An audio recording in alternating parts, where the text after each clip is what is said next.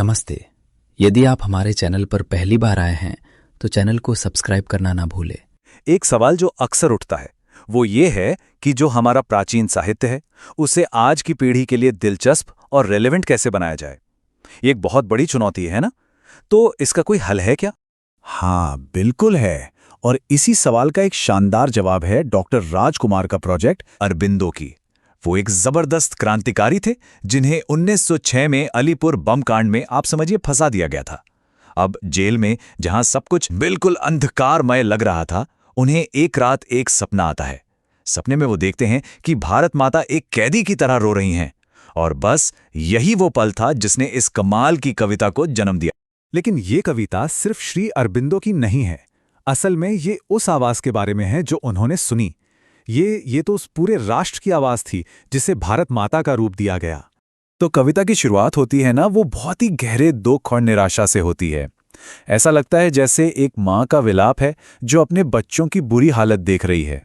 जरा इन शुरुआती लाइनों को महसूस कीजिए, कितना दर्द है इनमें। कभी एक ऐसी तस्वीर खींचते हैं हमारे सामने जहां भारत की जमीन गहरे अंधेरे में डूबी है, तकलीफ में है, और उसे देखकर उसकी माँ यानी भारत माता फूट फूट कर रो रही हैं। यहां एक शब्द है जिस पर गौर करना बहुत जरूरी है, तमिस्राव्रतम। अब इसका मतलब सिर्फ रात का अंधेरा नहीं है, नहीं, ये प्रतीक है उस गुलामी का, उस निराशा और अज्ञानता के गहरे अंधेरे का जिसने उस वक्त पूरे देश को जकड़ रखा था। और फिर आता है ये शब्द भृशम क्रंदति। इसका मतलब सिर्फ रोना नहीं है, ये एक माँ का अपने बच्चों के लिए जो असहनीय दर्द होता है ना, उससे भरा विलाप है। और यही इस कविता की पूरी इमोशनल बुनियाद है। लेकिन कविता यहीं पर रुकती नहीं है। ये जो दुख और विलाप है ना, ये बहुत जल्द एक जोरदार, एक शक्तिशाली पुकार में बदल जाता है। चलिए देखते हैं कि ये बदलाव आता कैसे है। और यहीं से कविता एक नया मोड़ लेती है। भारत माता के जो आंसू हैं वो कमजोरी के नहीं हैं, वो तो उस निराशा से पैदा हुए गुस्से के आंसू हैं।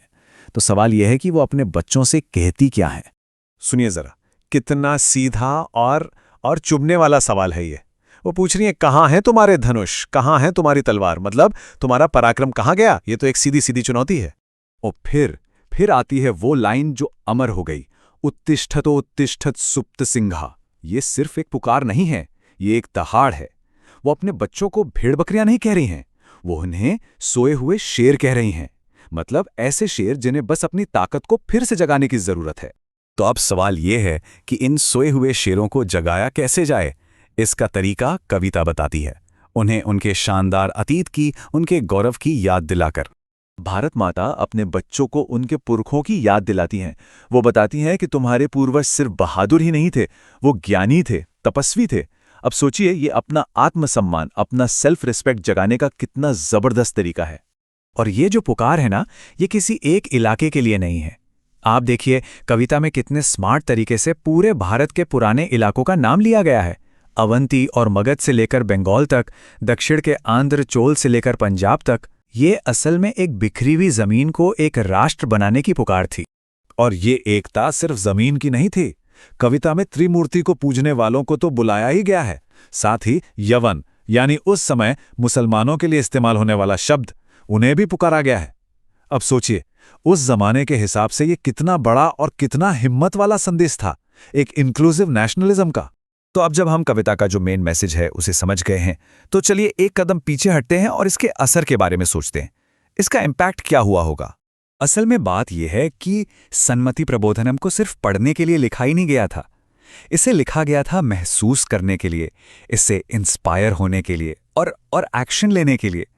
इसका असली मकसद था आज़ादी की लड़ाई के लिए एक आइडियोलॉजिकल फ्यूल बनना।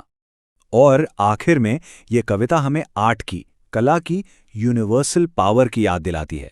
फिर चाहे वो कोई कविता हो, कोई गाना हो या कोई पेंटिंग, कला में वो ताकत होती है कि वो लोगों को एक कर सके और इतिहास का रुख बदल दे।